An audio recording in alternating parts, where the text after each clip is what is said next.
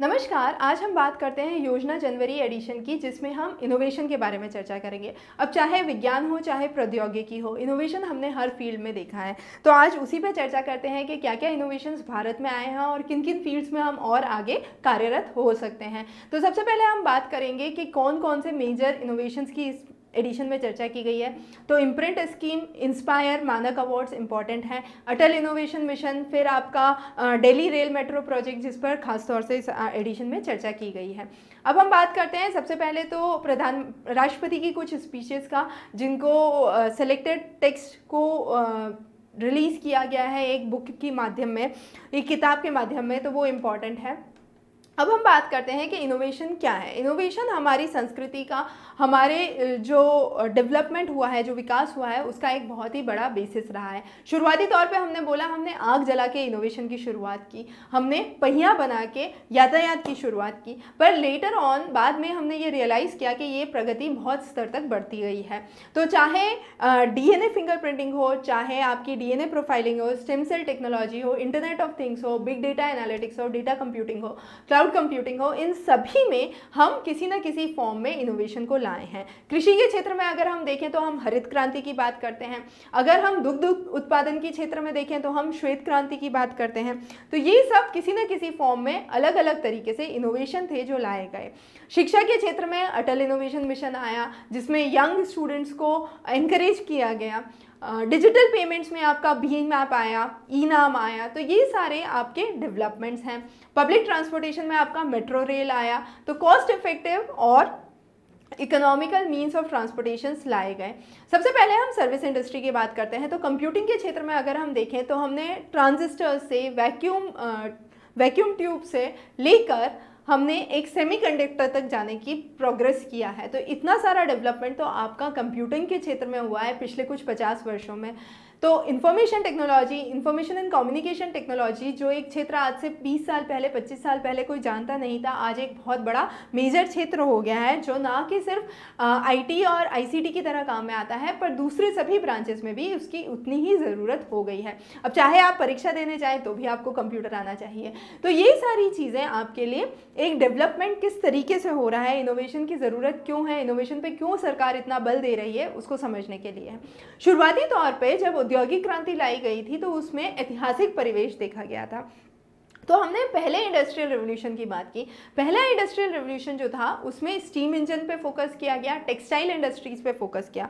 जब दूसरा industrial revolution आया तो हमने बोला कि हमें किसी न किसी तरीके से हमारे बुनियादी संरचनाओं को सुदृढ़ बनाना होगा, तो रेलवे को बनाया गया, स्टील इंडस्ट्रीज़ पे फोकस किया गया। तीसरी औद्योगिक क्रांति में हमने इलेक्ट्रिक कार्स, ऑटोमोबाइल्स पे फोकस किया।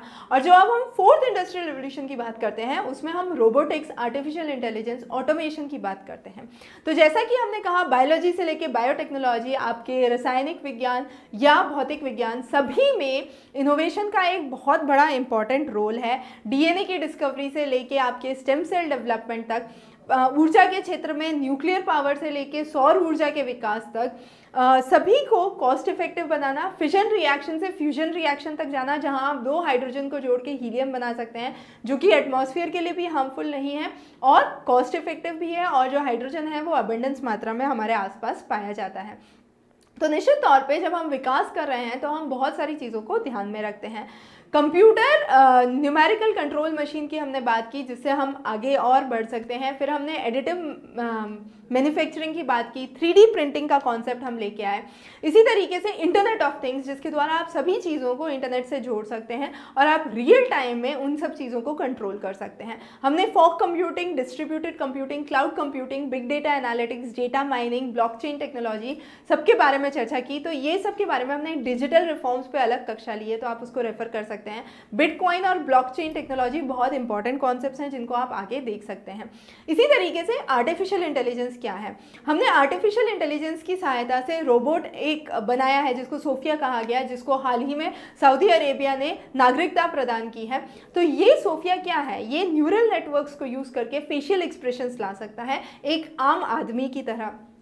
तो निश्चित तौर पे आर्टिफिशियल इंटेलिजेंस से हमने न्यूरल नेटवर्क्स का डेवलपमेंट, सोचने की प्रक्रिया, cognitive development, facial expression, machine learning का प्रोसेस, रोबोटिक्स, इन सब प्रोसेस को और सुदृढ़ और स्ट्रॉन्ग बनाने की कोशिश की है। इसी तरीके से हमने रिमोट वायरलेस टेक्नोलॉजीज़ का डेवलपमेंट किया, जीपीएस चिप्स लेके आए, साइंस एंड टेक्नोलॉजी में बहुत सारा इनोवेशन किया।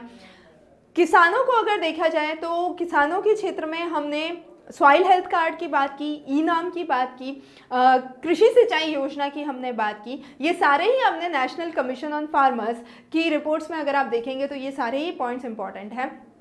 So national commission on farmers बहुत इंपॉर्टेंट टॉपिक है जो आपको ध्यान रखना है। इसका मुख्य उद्देश्य क्या था? ज़्यादा से ज़्यादा इकोनॉमिक वायबिलिटी को बढ़ाया जाए, जो सोशल सिक्योरिटी है उसको ज़्यादा अच्छा बनाया जाए, जो कम्युनिटी सेंटर्ड फूड अप्रोच है उसको ध्यान में रखा जाए, और इन सब को ध्यान में रखते हुए हमने वो सारी अप्रोचेस की चर्चा की है जो हम सॉइल हेल्थ कार्ड, ई नाम, कृषि सिंचाई योजना, गोकुल मिशन जिसमें इंडिजीनियस लोकल ब्रीड्स काम में ली जाएंगी, ग्रामीण एग्रीकल्चरल मार्केट जो कि आपके 2018 के बजट में दिए गए थे, उन सब पे हम बल करते हैं। फिर इसी तरीके से एग्रीकल्चरल प्रोड्यूस और लाइफ स्टॉक, इन दोनों पे हमने बल दिया। क्लाइमेट चेंज की वजह से बहुत सारी प्रजातियां जो हैं वो जीवित नहीं रह पाती कृषि के क्षेत्र में, तो रेजिलिएंट क्रॉप्स को बनाना, कौन कौन सी क्रॉप्स ज़्यादा टाइम तक यहाँ पे सर्वाइव कर सकती हैं उनको चॉक आउट करना बहुत ही इंपॉर्टेंट है। स्पेस प्रोग्राम्स में GSAT 11 लाया गया, PSLV GSLV का रिमार्केबल डेवलपमेंट देखा गया। फिर हमने बोला कि हम मानव को स्पेस में भेजेंगे तो उसके लिए हमको crew module, life support system तैयार करने की ज़रूरत हुई। तो GSLV Mark 3 के डेवलपमेंट एक रिमार्केबल अचीवमेंट है। Recovery systems, reliable vehicles, failure के बावजूद किस तरीके से उसमें हैंडल करना है, उन सब चीज़ों को देखने के लिए वो बहुत ज़रूरी है। डिजिटल कनेक्टिविटी जो है स्पेस प्रोग्राम्स के द्वारा लाई गई, तो सैटेलाइट्स के द्वारा डिजिटल इंफॉर्मेशंस ज़मीन तक पहुंचाई गई। नॉलेज रिवोल्यूशन में हम बोलते हैं Atal innovation mission breakthrough mission है, जिसके द्वारा यूनिवर्सिटीज़ और कॉलेजेस में एक कल्चरल शिफ्ट लाया गया है, लोगों को इंसेंटिवाइज किया गया है, स्कूल में बच्चों में प्रॉब्लम सॉल्विंग एटीट्यूड को डेवलप करने की बात की जा रही है। इसी तरीके से अटल टिंकरिंग लैब्स की स्थापना हुई, अटल इंक्यूबेटर्स लाए गए और अटल चैलेंजेस जिसके द्वारा लोगों में इश्यूज़ और प्रॉब्लम्स को रिजॉल्व करने के लिए क्वेश्चंस लाए गए, उनके लिए आइडियाज़ और सजेशंस माने गए। तो रिसर्च और जो हम बोलते हैं अनुसंधान और प्रौद्योगिकी, रिसर्च और डेवलपमेंट एक बहुत ही मेजर फील्ड है जिस पे सरकार का फोकस और सरकार का बल बढ़ गया है। तो निश्चित तौर पे आपके आने वाली परीक्षा के लिए एक बहुत ही इंपॉर्टेंट क्वेश्चन बन सकता है। शिक्षा के क्षेत्र में अगर हम देखें तो MHRD ने बहुत सारे कदम उठाए हैं, MOOC कोर्सेज लाए गए हैं, मैसिव ओपन ऑनलाइन कोर्सेज, राष्ट्रीय उच्चतर शिक्षा आविष्कार प्रोग्राम लाया गया है। इसी तरीके से मानक अवार्ड्स लाए गए हैं। हायर एजुकेशन इंस्टीट्यूशंस में रिसर्च और इनोवेशंस को बढ़ाने की बात की गई है। ज्ञान स्कीम लाई गई है जिसमें global initiative for academic network की बात की गई है। स्पार्क लाया गया है जिसमें एकेडमिक रिसर्च को किस तरीके से बढ़ाया जाए, रिसर्च प्रपोजल्स को किस तरीके से आगे लाया जाए, नए लोगों को उसके साथ कैसे जोड़ा जाए उसकी बात की गई है। ई लर्निंग प्लेटफॉर्म्स को एस्टैब्लिश करने की बात की गई है। इम्प्रिंट स्कीम बहुत इंपॉर्टेंट है जो IIT, NIT और हायर एजुकेशनल इंस्टीट्यूशंस का एक मिला जुला रूप है। इसका जो इम्प्रिंट 1 और इम्प्रिंट 2 दो स्टेजेस में आया, तो इम्प्रिंट 1 जो है उसका मुख्य आइडिया ये था कि हमें सिर्फ ज्ञान को बनाना नहीं है, ज्ञान को ट्रांसलेट भी करना है, सिर्फ टेक्नोलॉजिकल चैलेंजेस से रुकना नहीं है, उससे आगे निकलना है और एक इंक्लूसिव मॉडल बनाना है जो सभी लोग काम में ले सकते हैं। तो इनिशियल प्रपोजल जो इनिशियल राउंड्स थे वो इम्प्रिंट के लाए गए, पर बाद में इम्प्रिंट 2 आया। इम्प्रिंट 2 में मुख्यतः ये कहा गया कि हम वायबल टेक्नोलॉजीज़ बनाएंगे जो आम जनता यूज़ कर सके, नई टेक्नोलॉजीज़ पे किस तरीके से जा सकते हैं, किस तरीके से एवोल्यूशन हो सकता है और इंडिविजुअल कैपेसिटी बिल्डिंग किस तरीके से की जा सकती है। तो ये सब इम्प्रिंट 2 स्कीम के कंपोनेंट्स हैं और इसका बजट लगभग 670 करोड़ आंका गया था। इसके अलावा हमने बोला पब्लिक सिस्टम्स में हम इनोवेशन लाएंगे, तो सर्विस एक इंपॉर्टेंट कंपोनेंट है, किस तरीके से सर्विस लाया जाए, प्रोडक्ट बनाया जाए, प्रोडक्ट की क्वालिटी इंप्रूव की जाए, सर्विस डिलीवरी को किस तरीके से इंप्रूव किया जाए उसको हम ध्यान में रखेंगे। फिर हमने बात की कि किस तरीके से इलेक्ट्रॉनिक नेशनल एग्रीकल्चरल मार्केट्स को महत्वपूर्ण रोल दिया जाए, बनाया जाए। नेशनल पॉलिसी ऑन बायोफ्यूल्स, ये एक बहुत ही इंपॉर्टेंट टॉपिक है, इस पर हमने एक एक्स्ट्रा क्लास अलग से क्लास ली है, तो आप उसको ज़रूर देखिए। किस तरीके से जेट्रोपा, इथेनॉल के द्वारा हम बायोफ्यूल्स की बात करते हैं, जो कि एक बिल्कुल ही नया कॉन्सेप्ट है। हाल ही में दिल्ली से देहरादून के बीच में फ़्लाइट चलाई गई थी जो कि बायोफ्यूल को यूज़ कर रही थी।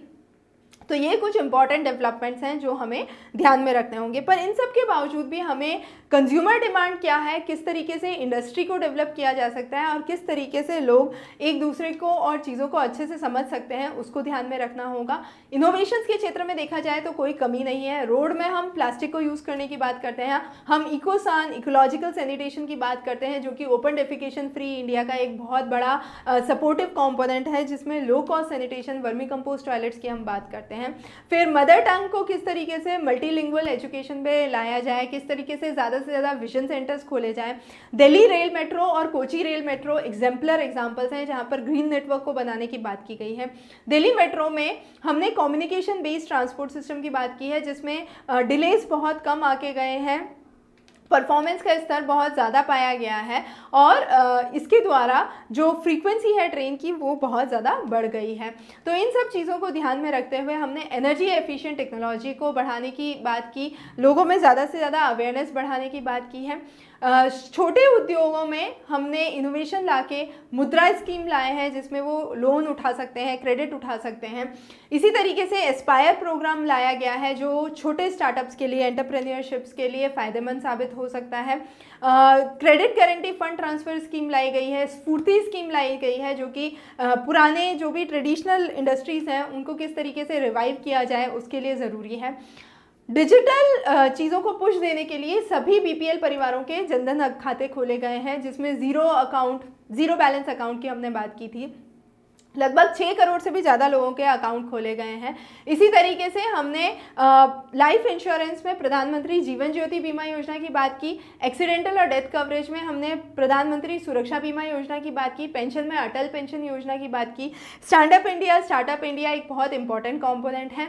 नैनो टेक्नोलॉजी में बहुत सारी रिसर्चेज हुई, बहुत सारे डेवलपमेंट हुए, उसके इंफ्रास्ट्रक्चर और रिसर्च कॉम्पोनेंट्स को बढ़ाने की बात की गई।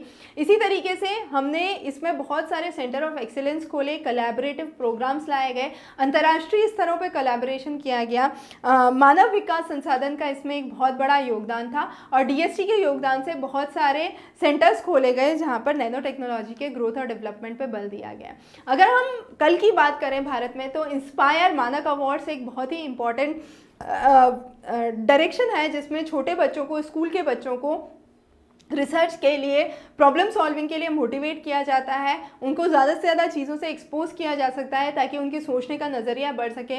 इसी तरीके से मास्टर सिकंदो मंडल के द्वारा एक मैनुअल गार्बेज डंपिंग कार्ड बनाया गया। तो ये कुछ अलग अलग छोटे लेवल के स्मॉल क्रिएटिव इंसेंटिव्स हैं जो नेशनल इनोवेशन फाउंडेशन द्वारा किए गए हैं। निफ और डीएसटी, डिपार्टमेंट ऑफ साइंस और टेक्नोलॉजी का मिला जुला प्रारूप है जो कि हम देख सकते हैं। तो इसी के साथ हमारा योजना जनवरी का एडिशन यहाँ पे समाप्त होता है। हम कुरुक्षेत्र का एडिशन इसी महीने लेके आएंगे और हर महीने योजना और कुरुक्षेत्र की समरी हम समझने की कोशिश करेंगे। तो आप चैनल पे जुड़े रहिए। बहुत बहुत धन्यवाद।